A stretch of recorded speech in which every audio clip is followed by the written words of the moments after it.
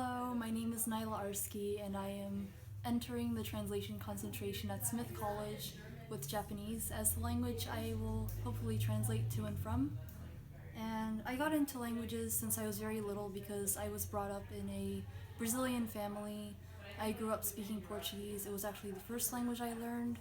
So from the beginning, I was really attuned to and interested in the differences between both the way you spoke language and the culture behind it. And I got into Japanese as the language I'm going to translate in high school. I remember watching a few videos online and thinking, wow, these letters are so pretty in the captions, and I immediately just wanted to learn the alphabet, learn the culture that expressed such ideas that I was not familiar with. And in the beginning, I thought that I was going to be primarily a translator. So I thought that Japanese was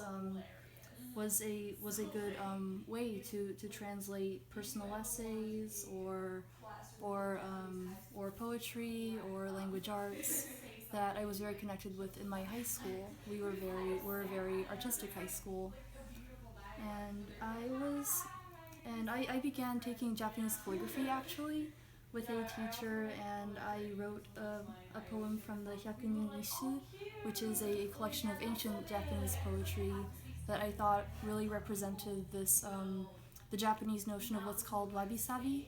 It's a it's a notion that the simplicity of nature and the spirit that it carries is very special, and like even the smallest flower or the narrowest river carries something special, like a special feeling to you.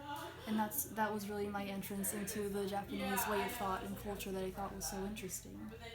But not only that, I thought that this idea was a great gateway into psychology and linguistics, because then I became interested in how thought processes occur in the Japanese people versus Western and American people, and how that actually relates to disability. And I began to think, how does disability affect people in different countries? They must they must have different experiences and difficulties based on the school systems that they face, education, and family situations, linguistic aspects, analyzing a language for its components that could be possibly damaged by some mental disabilities that affect communication, such as autism, ADHD, dyslexia. And what I think is really interesting is that language itself has a universal component.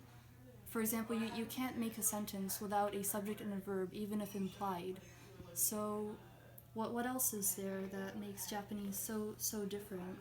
Being a subject object verb language as opposed to English being a subject verb object language.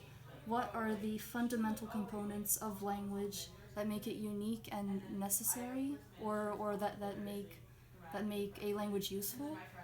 And how what is the thought behind all languages that is common, and how disability affects that? So this is my personal schema for translation as of now. Thank you very much for watching.